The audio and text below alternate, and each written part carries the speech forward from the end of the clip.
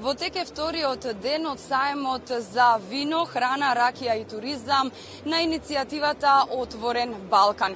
Третиот меѓународен саем на кој граѓаните, посетителите од многу земји од Западен Балкан, но и ширум Европа може да уживаат во над 80 различни вина, односно вина од над 80 винарии, мали, средни и големи винарии од Македонија. Представува еден мост помеѓу земите кои се дел од иницијативата Open Balkan.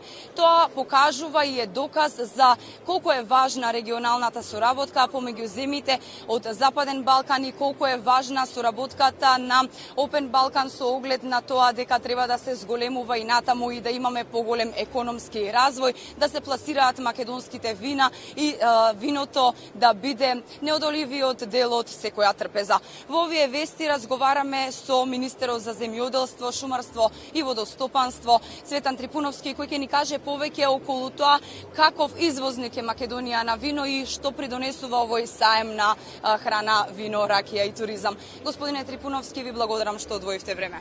Благодарам и на вас за поканата и да можноста да пренесеме пораката овде од Белград до гледачите на вашата телевизија. Како се одразува овој саем на извозот на вино кој го има Македонија? Дали се зголемува и што тоа подразбира и за нашата економија пред се?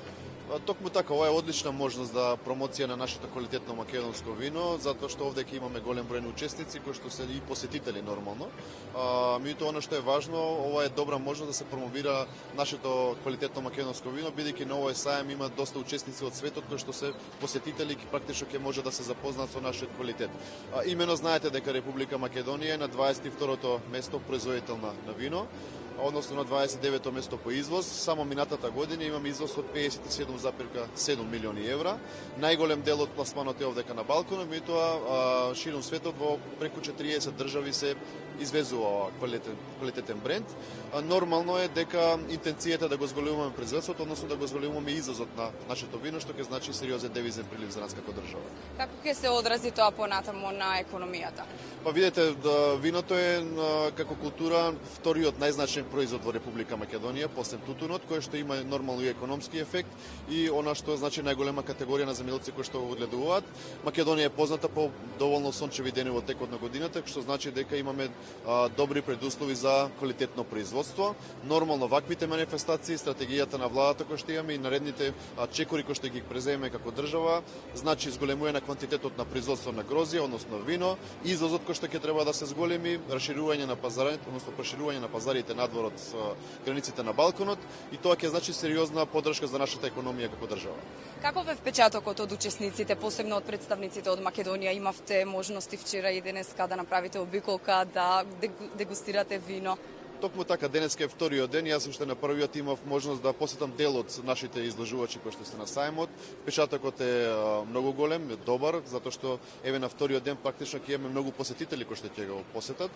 Меѓутоа она што мене ми исполнува е што ваквите манифестации се добро прифатени од нашите изложувачи, од нашите винески визби, затоа што сепак е ова една одлична можност за да се промовира нашиот бренд квалитетно македонско вино. Господине Трипуновски, ви благодарам за одвоеното време што гостувавте во вестите на Алфа. Благодарам и на вам.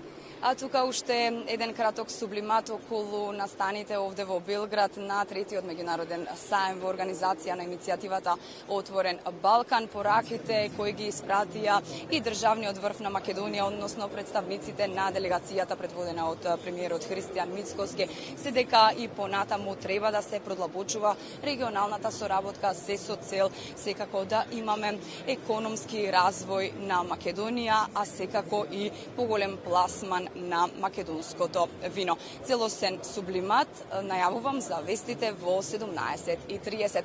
Бојана Повели, доколку имаш некои прашања?